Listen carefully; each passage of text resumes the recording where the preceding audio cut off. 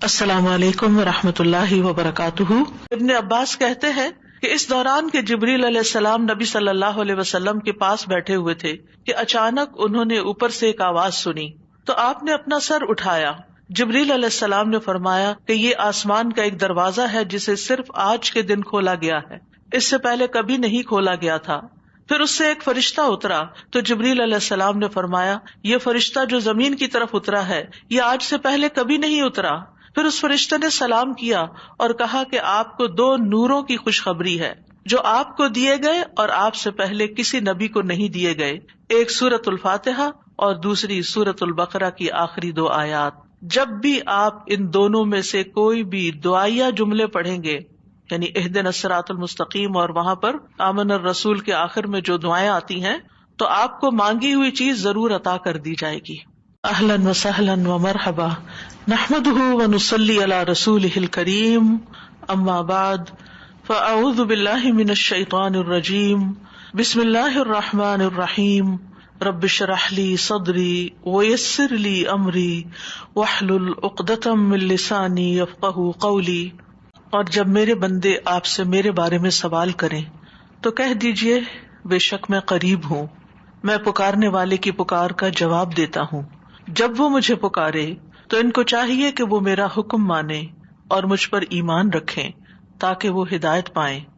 دعا افضل ترین عبادت ہے۔ دعا اللہ سبحانہ تعالیٰ کے قرب کا ذریعہ ہے۔ دعا میں انسان اللہ تعالیٰ سے جب مناجات کرتا ہے تو اپنے دل کے غم، دکھ اور تکلیف کی فریاد کر رہا ہوتا ہے، اپنی محتاجگی اور اپنی بیچارگی کا اظہار کر رہا ہوتا ہے۔ ساری بڑائی اللہ سبحانہ تعالیٰ کے لیے ہے، اور بندہ تو کمزور ہے، بندہ تو محتاج ہے، فقیر ہے، ضرورت مند ہے۔ ہم اپنی زندگی کے ہر مرحلے میں دعاؤں کے محتاج ہوتے ہیں۔ اللہ سبحانہ تعالیٰ سے مانگنا کبھی ختم نہیں ہوتا، ہر حال میں مسلسل جاری رہتا ہے۔ یہ اپنے رب کے ساتھ ایک دلی تعلق کا نام ہوتا ہے۔ اس لیے جب ہم یہ محسوس کرتے ہیں کہ ہمارا رب قریب ہے، ہمارا رب ہمیں جواب دیتا ہے، تو پھر ہمارے اندر زیادہ سے زیادہ دعا کرنے کا شوق پیدا ہوتا ہے، اور ہمیں زیادہ سے زیادہ اس بات کی طلب اور تڑپ ہوتی ہے کہ ہم اپنے رب سے خوب خوب مانگیں۔ تو ہمارا رب ہمارے قریب ہے، ہمارا رب ہماری پکار کا جواب دیتا ہے۔ ارشاد باری تعالیٰ ہے، ان ربی قریب مجیب۔ اس کو پورے احساس کے ساتھ، شوق کے ساتھ، محبت کے ساتھ کہیں، ان ربی قریب مجیب، پورے یقین کے ساتھ، تاکہ آپ کی دعاؤں کے اندر ایک اثر پیدا ہو جائے، دعائیں قبول ہو جائیں۔ دعا مانگنے کے آداب میں سے یہ ہے کہ انسان سب سے پہلے اللہ سبحانہ تعالیٰ کی حمد و ثنا بیان کرے۔ ابن مسعود رضی اللہ عنہ کہتے ہیں، جب کوئی آدمی اللہ سے سوال کرنے کا ارادہ کرے، یعنی دعا مانگنے کا ارادہ کرے، نیت کرے، تو پہلے وہ اللہ کی ایسی حمد و ثنا بیان کرے جو اس کے لائق ہے، پھر نبی صلی اللہ علیہ وسلم پر درود بھیجے، اس کے بعد دعا کرے۔ تو گویا پہلے اللہ تعالیٰ کی تعریف، پھر درود شریف، اور پھر اپنی حاجت اور اپنا سوال۔ بس اس طرح کرنے سے ممکن ہوگا کہ وہ کامیاب ہو جائے، یعنی اس کی دعا پوری ہو جائے۔ مسند احمد کی ایک روایت میں آتا ہے، رسول اللہ صلی اللہ علیہ وسلم نے ایک آدمی کو نماز میں دعا کرتے ہوئے سنا کہ اس نے نہ اللہ عز و جل کا ذکر کیا اور نہ ہی نبی صلی اللہ علیہ وسلم پر درود پڑھا، یعنی جو آخر میں ہم اتحیات میں پڑھتے ہیں۔ تو رسول اللہ صلی اللہ علیہ وسلم نے فرمایا، اس نے جلد بازی سے کام لیا۔ پھر اسے بلایا اور اسے اور دوسروں سے فرمایا، جب تم میں سے کوئی شخص نماز پڑھے تو پہلے اپنے رب کی تعریف و ثنا کرے۔ تو ہم نماز شروع کرتے ہیں اللہ اکبر کہہ کر، تو سب سے پہلے ہاتھ باندھ کر کیا کرتے ہیں؟ سبحانک اللہم و بحمدک و تبارک اسمک و تعالی جدک، اللہ تعالیٰ کی تسبیح بیان کرتے ہیں، حمد کرتے ہیں، اللہ تعالیٰ کی بڑائی بیان کرتے ہیں۔ اس کے بعد سورۃ الفاتحہ پڑھتے ہیں تو وہاں بھی اللہ تعالیٰ کی سب سے پہلے حمد و ثنا کرتے ہیں، اللہ تعالیٰ کی صفات کا ذکر کرتے ہیں، پھر اس کے بعد دعا مانگتے ہیں۔ اسی طرح جب ہم نماز کا اختتام کر رہے ہوتے ہیں تو نماز کے اختتام پر بھی اللہ تعالیٰ کی تعریف کے بعد پھر ہم درود شریف پڑھتے ہیں، اور نماز کے بالکل آخری حصے میں پھر جتنی چاہیں دعائیں مانگیں، پھر دعائیں قبول بھی ہوتی ہیں۔ تو یہ نماز کے اینڈ پر، یعنی پہلے حمد و ثنا، اللہ کا ذکر، تسبیحات جیسے رکوع میں تسبیح، اور پھر رکوع سے اٹھتے ہوئے اللہ تعالیٰ کی تعریف، اور پھر مختلف ارکان ادا کرتے ہوئے بار بار اللہ اکبر کا کہنا، اور پھر اس کے بعد یہ کہ جب سارے کام پورے ہو جاتے ہیں تو پھر اللہ تعالیٰ سے مانگا جاتا ہے کہ اللہ تعالیٰ تو ہمیں عطا کر۔ تو جس نے پہلے اپنے رب کی تعریف کی، پھر نبی صلی اللہ علیہ وسلم پر درود پڑھا، اور پھر اس کے بعد دعا کی، تو اس کی دعا قبول ہوگی۔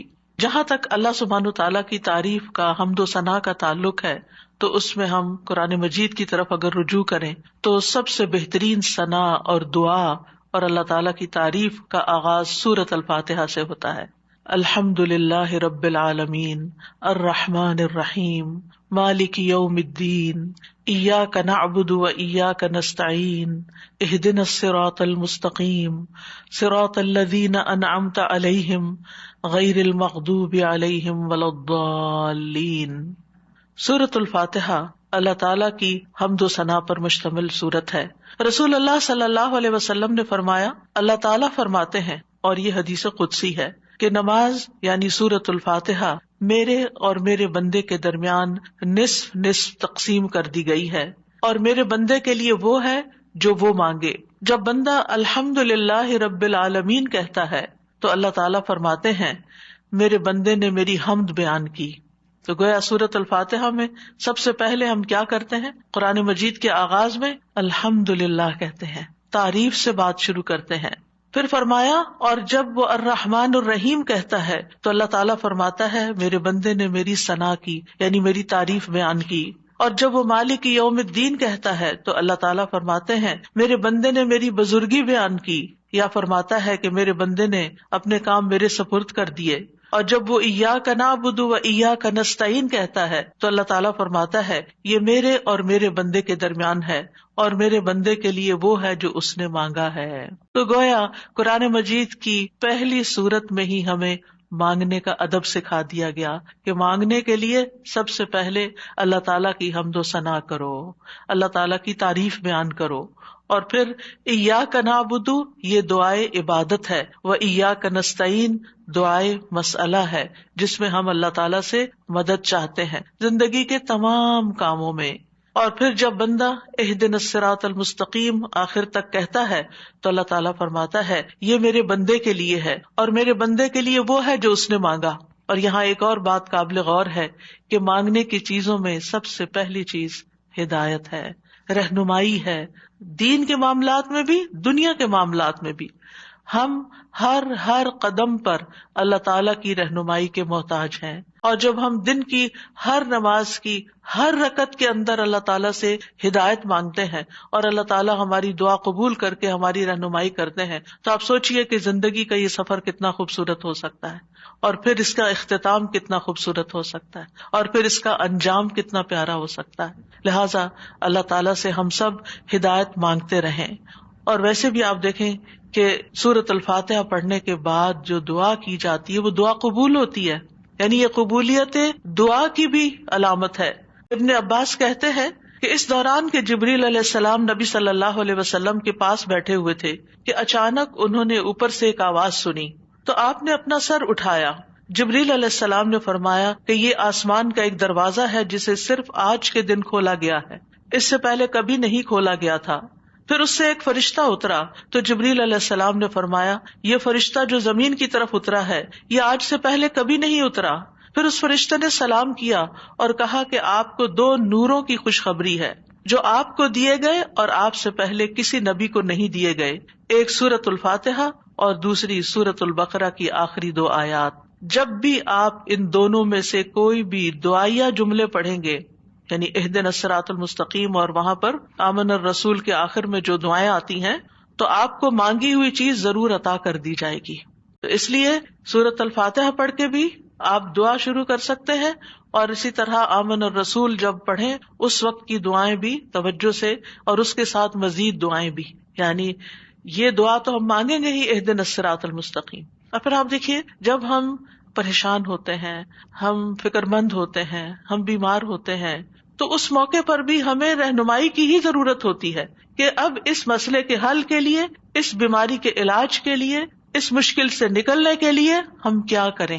پھر اللہ تعالیٰ رستہ دکھا دیتا ہے اور ہم اس رستے کو اختیار کرتے ہیں اور اس مشکل سے باہر آ جاتے ہیں. تو اس لیے انسان کو ان دونوں چیزوں پر پورا اعتماد ہونا چاہیے. اور پھر آپ دیکھیے کہ حمد ہوتی کیا ہے. حمد اصل میں اللہ تعالیٰ کی تعریف کے لیے لفظ استعمال ہو رہا ہے یہاں پر، یعنی محبت اور تعظیم کے ساتھ اللہ تعالیٰ کا کامل وصف بیان کرنا، اللہ تعالیٰ کی تعریف بیان کرنا. کیونکہ اللہ تعالیٰ اپنی ذات، اپنی صفات، اپنے افعال، یہ تین لفظ یاد رکھیے گا، اپنی ذات، اپنی صفات اور اپنے افعال یعنی کاموں میں کامل ہے. اس لیے تعریف بھی اللہ ہی کی. فَلِلَّهِ الْحَمْدُ رَبِّ السَّمَاوَاتِ وَرَبِّ الْأَرْضِ رَبِّ الْعَالَمِينَ، کہ سب تعریف اللہ ہی کے لیے ہے جو آسمانوں کا رب ہے، زمین کا رب ہے اور سارے جہان والوں کا رب ہے.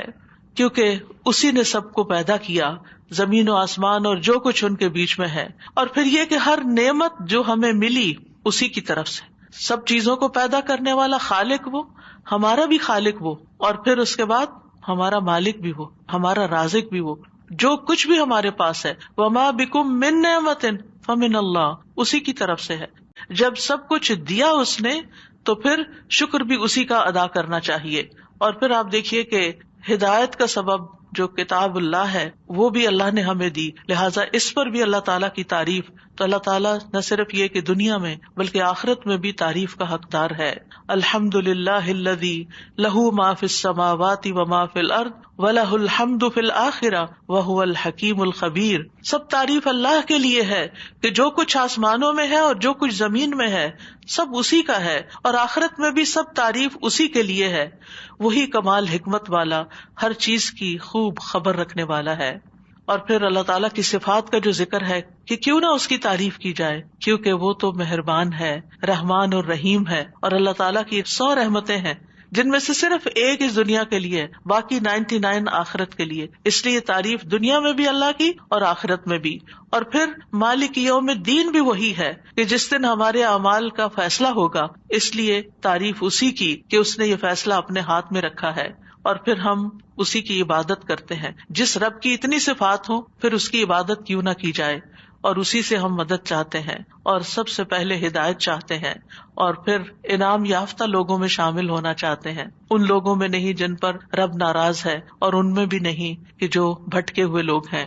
تو سورۃ الفاتحہ میں جہاں دعا کا ادب بیان ہو رہا ہے وہاں اللہ تعالیٰ کی صفات کا بھی ذکر ہے، کیونکہ فَلِلَّهِ الْأَسْمَاءُ الْحُسْنَى فَادْعُوهُ بِهَا، سب اچھے اچھے نام اللہ کے ہیں، لہٰذا ان ناموں کے ساتھ اس کو پکارو، یعنی اس کی صفات بیان کر کے، اس کی تعریف کر کے اس کو پکارو. نبی صلی اللہ علیہ وسلم جب صبح کے وقت اٹھتے تھے اور تہجد کی نماز شروع کرتے تھے تو اس وقت ہاتھ باندھ کر دعا پڑھتے تھے. اس وقت کیا پڑھتے؟ اللہم لک الحمد، اللہ سب تعریف تیرے ہی لیے ہے. انت قیم السماوات والارض ومن فیہن ولک الحمد لک ملک السماوات والارض ومن فیہن ولک الحمد انت نور السماوات والارض ولک الحمد انت الحق ووعدک الحق ولقاؤک حق وقولک حق والجنۃ حق والنار حق والنبیون حق ومحمد صلی اللہ علیہ وسلم حق والساعۃ حق. اس کے بعد دعا کرتے اللہم لک اسلمت وبک آمنت وعلیک توکلت والیک انبت والیک خاصمت والیک حاکمت فاغفر لی ما قدمت وما اخرت وما اسررت وما اعلنت انت المقدم وانت المؤخر لا الہ الا انت. یہ تھا آپ کی دعا مانگنے کا انداز. کتنی زیادہ پہلے اللہ تعالیٰ کی تعریف کی اور پھر اس کے بعد اپنا آپ اللہ تعالیٰ کے سپرد کیا، اور آخر میں جو معصوم عن الخطا ہے نبی صلی اللہ علیہ وسلم، جن کی کوئی غلطیاں ہی نہیں، کوئی گناہ ہی نہیں، وہ کیا مانگ رہے ہیں؟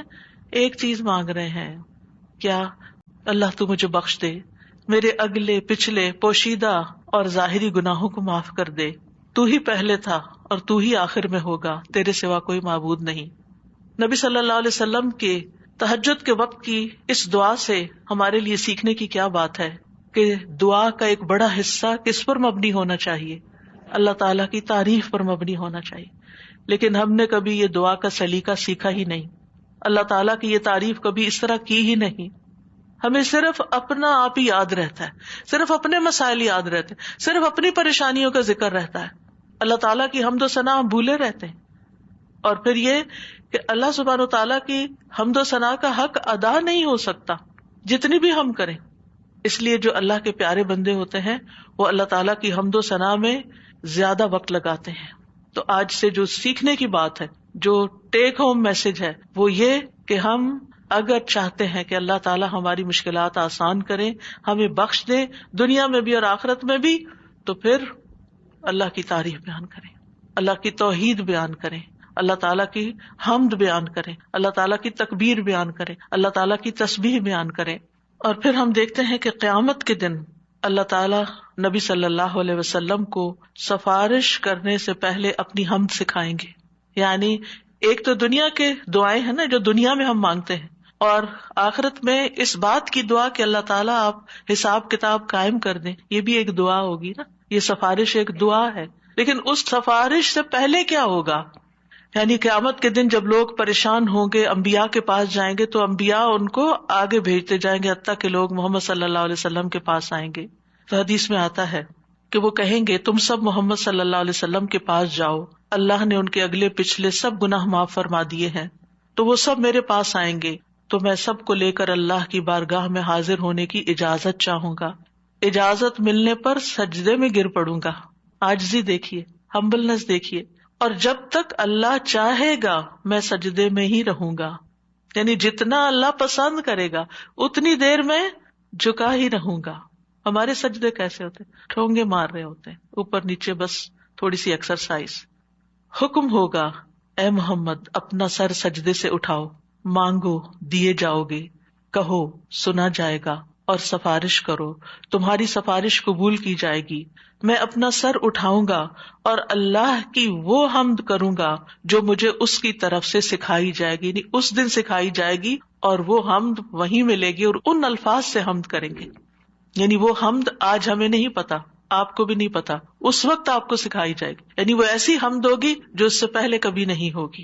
اور پھر اللہ تعالیٰ کی حمد کے بعد آپ دعا کریں گے اور پھر حساب کتاب شروع ہو جائے گا. کیسا ہے وہ دن جس سے ہم غافل رہتے ہیں، جس کو ہم بھولے رہتے ہیں. اگر اس دن کی فکر لگ جائے تو دنیا کی ساری پریشانیاں ختم ہو جائیں، سارے دکھ دور ہو جائیں، سارے مسئلے ہی ختم ہو جائیں، کوئی مسئلہ ہی نہ رہے. اس لیے ہم سب کو اس رمضان میں جو سیکھنے کی بات ہے وہ یہ کہ دعائیں تو ہم کریں گے، لیکن اس سے زیادہ ہم اللہ تعالیٰ کی حمد و ثنا بیان کریں گے.